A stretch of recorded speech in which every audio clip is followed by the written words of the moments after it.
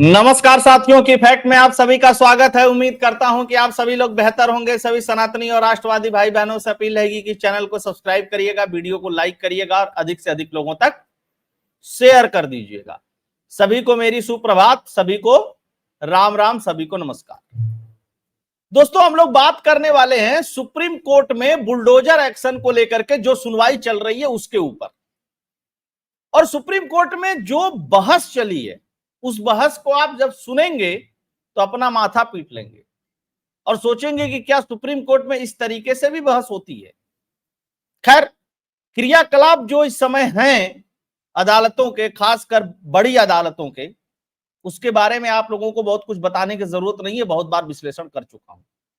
आजकल supreme court दो articles का बहुत प्रयोग कर रहा है। एक आर्टिकल 21 का, जिसके तहत वो ईडी और यूएपीए का भी तोड़ निकाल लिया है, जिसमें जमानत मिलना मुश्किल होता है, लगभग इंपॉसिबल होता है। उसके तहत आप देख ही रहे हैं तमाम तरीके के लोगों को जमानत मिल रही है। लेकिन एक काम और किया सुप्रीम कोर्ट ने। सुप्रीम कोर्ट ने आर्टिकल 142 का भी प्रयोग किया है। सुप्रीम कोर्ट के पास एक विशेष शक्ति है आर्टिकल 142 में।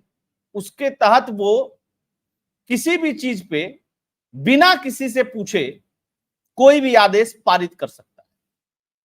उसी के तहत सुप्रीम कोर्ट ने एक आदेश पारित किया कि बिना हमारे कहे, बिना हमारे इजाजत के अगले 15 दिन तक देश भर के अंदर कोई भी बुलडोजर एक्शन नहीं होगा। हालांकि उसमें एक्सेप्शन भी है कि नहीं, ये चीजें हैं, इसको छोड़ करके नहीं होगा। यहां तक तो ठीक है। लेकिन सुप्रीम कोर्ट ने एक टिप्पणी और भी की कि बुलडोजर का महिमा मंडन क्यों हो रहा है। नेताओं को इस पे लगाम लगानी चाहिए। नेता क्या बोलेगा, नेता कब बोलेगा और नेता क्यों बोलेगा, यह सुप्रीम कोर्ट कैसे डिसाइड कर सकता है। सुप्रीम कोर्ट की कोई गाइडलाइन डिसाइड नहीं कर सकती है कि किसी भी पार्टी का कोई भी नेता क्या, कब, कैसे, क्यों बोलेगा। हां, वो कानून के दायरे में नहीं है तो ठीक है, उसके लिए पुलिस है, पुलिस एफआईआर दर्ज करेगी। या कोई इस तरीके की घटना हुई है तो कोर्ट उस पर सुमोटो लेगा, स्वतः संज्ञान जिसको बोलते हैं। लेकिन कोर्ट को लगता है कि वो कुछ भी कर दे, वो उसके अधिकार क्षेत्र में, उसके पावर में। सुप्रीम कोर्ट ने एक और टिप्पणी की, मैं पॉइंट वाइज आप लोगों को पूरा मसला समझाऊंगा। सुप्रीम कोर्ट ने एक और टिप्पणी की। सुप्रीम कोर्ट ने कहा कि हमारे आदेश के बावजूद भी नेताओं ने बयान दिए कि बुलडोजर चलता रहेगा। किसी नेता ने बयान नहीं दिया। अगर किसी ने दिया भी तो सुप्रीम कोर्ट के आदेशों के तहत तो कोई बयान नहीं आया किसी भी देश का। पूरा मैं बयान छान मारा कि किसी ने कहा हो। साथ के साथ एक बात और कही सुप्रीम कोर्ट ने। सुप्रीम कोर्ट ने कहा कि जो कार्यपालिका है, यानी जो एग्जीक्यूटिव है, वह जज नहीं हो सकती है। लोगों ने ताली बजाया। लेफ्ट लिबरल गैंग जो इस समय सुप्रीम कोर्ट में लगा हुआ है, उसने ताली बजाया, वाह वाह वाह, जज साहब कितनी बढ़िया बात। एक बात ध्यान रख लीजिए, मैं कानून के दायरे में एक बात कह रहा हूं। एग्जीक्यूटिव कभी जज की भूमिका नहीं निभा सकती, ये बात तो हम भी कहते हैं। वो तो फर्जी में मोदी जी से हर बात पे सवाल, केजरीवाल छूट गया तो मोदी जी से सवाल, केजरीवाल नहीं छूटा तो मोदी जी से सवाल। जिन जिन अपराधियों को पकड़ करके जेल में भर्ती कर रही है सरकार, उनको सुप्रीम कोर्ट छोड़ देता है। चलिए ठीक है, ये आपका पावर है। लेकिन जो एग्जीक्यूटिव का पावर है या जो लेजिस्लेचर का पावर है, उसमें भी दखल अंदाजी सुप्रीम कोर्ट नहीं दे सकता है। इस देश के संविधान ने 3 लोगों को 3 अलग अलग शक्तियां दी। लेजिस्लेटर को शक्तियां दी कि वो कानून बनाए। वो कानून आप संसद में भी बना सकते हैं, राज्यों की विधानसभाओं में भी बना सकते हैं, और नगर निगम, नगर पालिका भी बना सकती है कानून। उसकी सबकी अपनी अपनी सीमा है। तो ये काम सुप्रीम कोर्ट को नहीं करना चाहिए। सुप्रीम कोर्ट कई बार इस तरीके के कार्य करता है जिससे सामान्य नागरिक असहज महसूस करता है, और उसकी आस्था जो है, उसका जो विश्वास है, वो कोर्ट में कम होता है। और उस विश्वास को बनाए रखने का काम किसी मोदी का और किसी योगी का और किसी अखिलेश या किसी राहुल का नहीं है। वो काम खुद सुप्रीम कोर्ट का है कि देश की जनता का विश्वास उसके अंदर बना रहे। लेकिन एक और बात, लेजिस्लेचर के अलावा एग्जीक्यूटिव का काम, सुप्रीम कोर्ट एग्जीक्यूटिव की भूमिका भी नहीं निभा सकता है। सुप्रीम कोर्ट ट्रैफिक कंट्रोल नहीं करेगा। अगर सुप्रीम कोर्ट को लगता है कि वो करेगा तो आकर के कर ले, वो तो एग्जीक्यूटिव का काम है, वही करेगा। तो बुलडोजर कहां चलेगा कहां नहीं चलेगा यह भी सुप्रीम कोर्ट तय नहीं कर सकता है। सुप्रीम कोर्ट सिर्फ यह तय कर सकता है कि अगर किसी के साथ गलत बुलडोजर चला है, किसी की संपत्ति पे गलत एक्शन हुआ है, किसी की संपत्ति गलत तोड़ी गई है, तो उस मातहत जो भी अधिकारी ने इस तरीके का काम किया है उसको जो भी कानून में सजा का प्रावधान है उसको दे सकती है सुप्रीम कोर्ट, इसमें कोई रोक नहीं है। लेकिन सुप्रीम कोर्ट ये बताएगी कि नेता क्या बोलेगा, सुप्रीम कोर्ट ये बताएगी कि ऐसे क्यों होगा, सुप्रीम कोर्ट ये बताएगी कि वैसे क्यों होगा, महिमा मंडन क्यों हो रहा है। बिल्कुल करेंगे पॉलिटिशियंस। कोई भी योजना लाता है, कोई भी अपने प्रदेश का लॉ एंड ऑर्डर सही करता है तो उसका महिमा मंडन करेगा और करना भी चाहिए। कोई भी पार्टी हो, पार्टी की बात नहीं हो रही है, सरकारों की बात हो रही है। खैर, सुप्रीम कोर्ट में हुआ क्या, तर्क किस प्रकार के थे वह भी आप सुन लीजिए। बुलडोजर एक्शन पर सुप्रीम कोर्ट की रोक, कहा हमारी इजाजत बिना तोड़फोड़ न हो। केंद्र बोला कि हाथ न बांधे, कोर्ट बोला आसमान नहीं फट पड़ेगा। जज साहब ने कहा कि 15 दिन में कोई आसमान नहीं फटेगा। तो 15 दिन तक अगर बुलडोजर की कार्रवाई चलती रहती तो भी कोई आसमान नहीं फटता। और अब तक उत्तर प्रदेश के संदर्भ में बात करूं तो 6 साल से चल रहा है, कोई आसमान नहीं फटा है। और मैं एक चीज और बता दूं, आप जान करके हैरान हो जाएंगे, पूरा वीडियो देखिएगा। अभी तक उत्तर प्रदेश से एक भी व्यक्ति जिसके ऊपर कार्रवाई हुई है कोर्ट नहीं गया है कि मेरे ऊपर गलत कार्रवाई हो गई है, क्योंकि इन सारे लोगों को पता है कि हमने जो संपत्ति बनाई थी, हमने जो घर बनाया था वो अवैध था, इसलिए गिरा दिया गया। गया कौन है? जमीयते उलेमाए हिंद गया है कोर्ट में। जबकि जमीयते उलेमाए हिंद के किसी नेता के ऊपर, जमीयते उलेमाए हिंद की किसी प्रॉपर्टी के ऊपर अब तक बुलडोजर नहीं चला है। तो जिसपे बुलडोजर नहीं चला है वो सुप्रीम कोर्ट में जाकर के इस एक्शन को रुकवाने की इतनी चाहत क्यों रखे हुए? बेसिकली ये अखिलेश यादव के कहने पे हो रहा है कि योगी आदित्यनाथ को रोकना है तो सुप्रीम कोर्ट से इनके बुलडोजर पर रोक लगवा दो। और ये रोक नहीं लगेगी। सुप्रीम कोर्ट जो गाइडलाइन बनाएगा वह भी कानूनों से परे गाइडलाइन नहीं बना सकता है। मैं आप लोगों को आश्वस्त कर देता हूं आज ही, और डंके की चोट पे गारंटी के साथ कानून सम्मत बात करते हुए। आपने बहुत सारे टीवीओं पे सुना होगा, विश्लेषण भी सुना होगा, रोक लगा दी, तमाचा मार दिया, ये कर दिया। अखिलेश यादव के भी बयान है इस पे बहुत सारे उल्टे सीधे। आप खुद सोचिए कि अपराधियों को बचाने की इतनी तत्परता क्यों है? इनकाउंटर पे भी सवाल, अपराधियों के घर टूटे उस पे भी सवाल, अवैध निर्माण टूटे उस पे भी सवाल। लेकिन योगी आदित्यनाथ जी ने एक बहुत अच्छा काम किया है। क्या काम किया है? एक भी गलत घर नहीं तोड़ा है। और चैलेंज है, जितने बड़े बड़े वकील खड़े हैं ना इसके खिलाफ, वो एक केस तो पेश कर दे सुप्रीम कोर्ट में। केस नहीं पेश कर पा रहे हैं कि यहां पे योगी आदित्यनाथ जी की सरकार ने गलत बुलडोजर चलाया है। मैं बाकी प्रदेशों की बात नहीं करता हूं, उत्तर प्रदेश को लेकर के आश्वस्त हूं, और यह योगी आदित्यनाथ का ही मॉडल था। आम जनता बहुत खुश है कि अपराधियों के ऊपर कार्रवाई हो रही है, बहुत खुश है। लेकिन सुप्रीम कोर्ट को चिढ़ है, तो चिढ़ अगर योगी आदित्यनाथ जी से है या चिढ़ किसी नेता को लेकर के, उसके बुलडोजर के एक्शंस को लेकर के देश भर में एक वातावरण है उससे लेकर के चिढ़ है, तो उसका कोई इलाज नहीं है। उसको तो आप समझदारी से ही दूर कर सकते हैं, उसके लिए कुछ कहा नहीं जा सकता। खैर, ये हो गया। अब आता हूं मेन मुद्दे पे जो कोर्ट में हुआ। अदालत ने कहा कि हम स्पष्ट कर दें कि ऑर्डर में सड़कों पे, फुटपाथों पे, रेलवे लाइंस के अवैध अतिक्रमण शामिल नहीं है।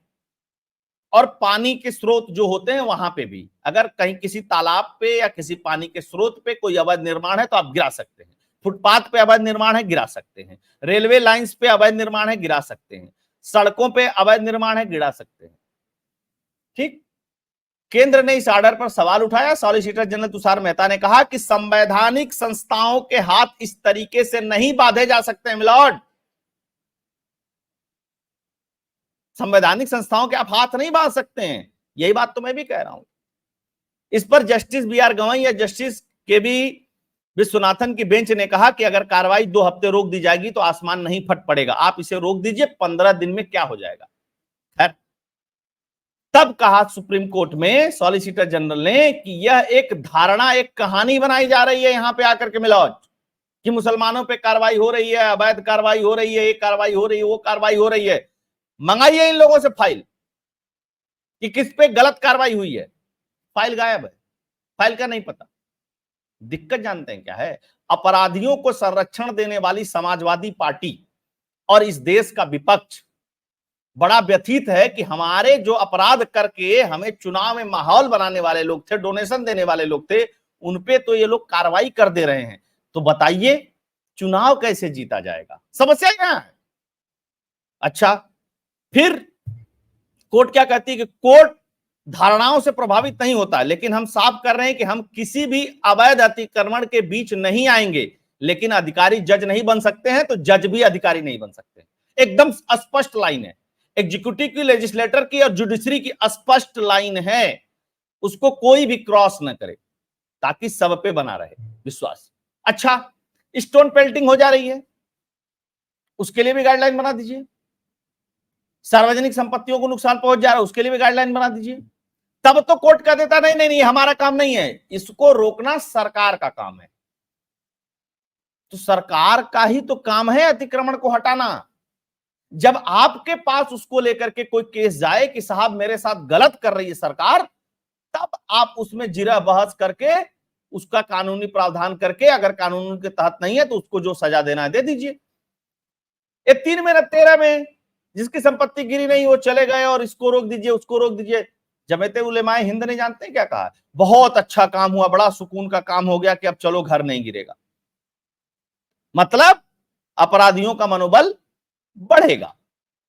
कोर्ट रूम में और क्या हुआ? जमीयत उलेमाए हिंद के वकील ने कहा कि हर दिन तोड़फोड़ हो रही है। केंद्र सरकार ने कहा कि 2022 में नोटिस दिए गए, उसके बाद कार्रवाई की गई, इस बीच अपराध हुए हैं। सुप्रीम कोर्ट ने कहा कि 2024 में कार्रवाई में इतनी जल्दीबाजी क्यों हो रही है? नोटिस तो 2022 में जारी किए गए थे। मैं भी सुप्रीम कोर्ट से एक बात पूछना चाहता हूं, 85,000 केस आपके यहां पेंडिंग है, तो इसी की सुनवाई करने की इतनी जल्दबाजी क्यों है? आप लोग तो जानते होंगे ना कि सुप्रीम कोर्ट में 85,000 केस पेंडिंग है। तो भैया केजरीवाल की सुनवाई करने के लिए, बुलडोजर एक्शन पे सुनवाई करने के लिए इतनी जल्दीबाजी क्यों हो रही है? जल्दी जल्दी क्यों सुना जाना चाहिए? और बुलडोजर आज तो चल नहीं रहा, 6 साल से चल रहा है, तो 6 साल से क्यों नहीं सुप्रीम कोर्ट ने सुना? सवाल का सवाल तो बहुत बन सकता है ना गुरु, बनाया भी सॉलिसिटर जनरल ने। खैर, पूरा वीडियो देखिएगा, इसीलिए मैंने आपसे कहा है। सॉलिसिटर जनरल ने कहा केंद्र सरकार की तरफ से थे कि एक धारणा बनाई जा रही है। सुप्रीम कोर्ट कह रहा है कि हम बाहरी शोर से हम प्रभावित नहीं होते हैं। अभी हम सब इस पॉइंट पे नहीं जा रहे हैं कि किस समुदाय पर एक्शन लिया जा रहा है। अगर एक भी अवैध बुलडोजर एक्शन है तो वह संविधान के खिलाफ है, तो वो अवैध बुलडोजर एक्शन का फाइल मंगा लीजिए ना साहब। जो लोग केस लेकर के गए हैं कि यहां पे इस अमुक व्यक्ति के साथ गलत बुलडोजर एक्शन हुआ है, फाइल मंगा लीजिए। दूध का दूध, पानी का पानी हो जाएगा। लेकिन करना किसको है भाई? मैं गया हवा में बात करने लगा कि अरे ये बड़ा ये हो रहा है, बड़ा वो हो रहा है। नहीं नहीं नहीं, मैंने डे 1 विश्लेषण करते हुए कहा था कि योगी आदित्यनाथ जी कानून के दायरे में सारे काम करते हैं। तो बात अलग है कि कानून में तुम फंस जाओ। खैर, याचिकाकर्ता कह रहे हैं कि धर्म विशेष के लिए तोड़फोड़ की जा रही है। सुप्रीम कोर्ट का कहना था कि हमारा मकसद डिमोलेशन के कार्रवाई को व्यवस्थित करना है। केंद्र सरकार जिस पर कार्रवाई की गई वो कोर्ट आए ही नहीं, उन्हें पता है कि अवैध निर्माण है। फिर सुप्रीम कोर्ट ने कहा कि 2 हफ्ते रोक दीजिए, आप आसमान नहीं गिरेगा।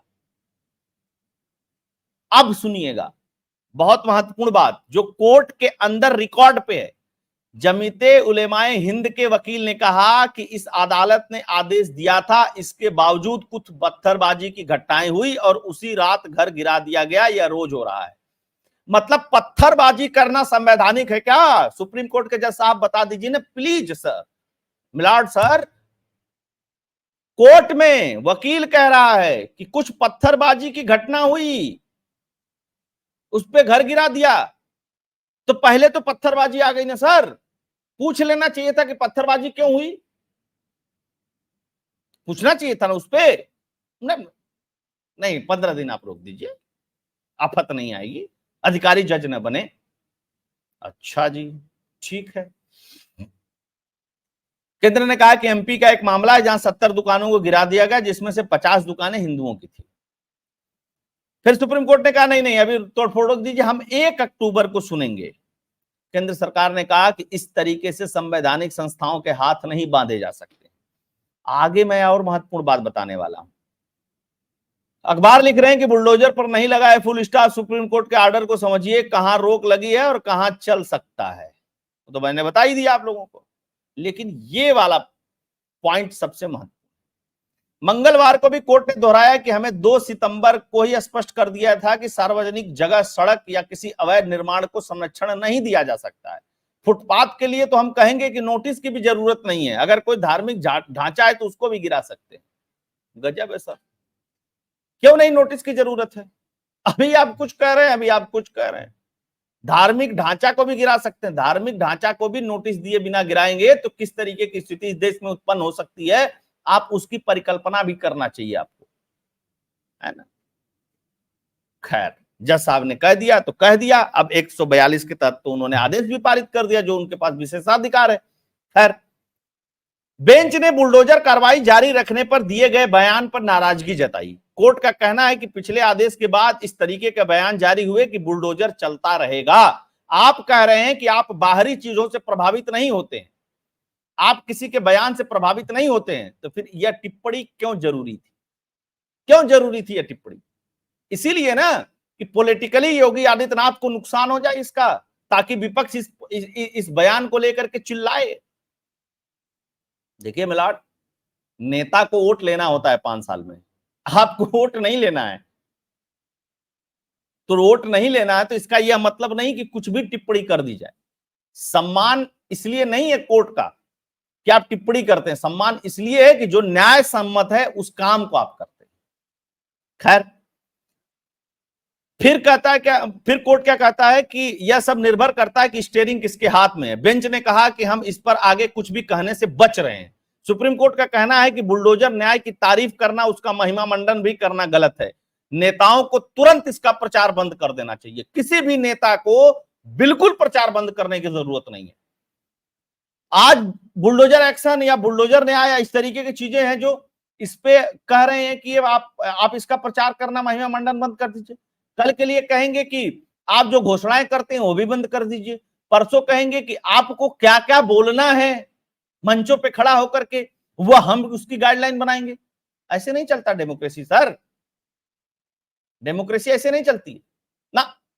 जनता को निर्णय करने दीजिए ना, हर 5 साल में निर्णय कर देती है जनता कि कौन आएगा कौन जाएगा, है। अच्छा, हालांकि केंद्र सरकार ने कहा कि बुलडोजर का इस्तेमाल अतिक्रमण के मामलों में ही होता है, इसे मुस्लिम विरोधी बताना पूरी तरीके से गलत है। अब मैं आप लोगों को एक बात बताता हूं,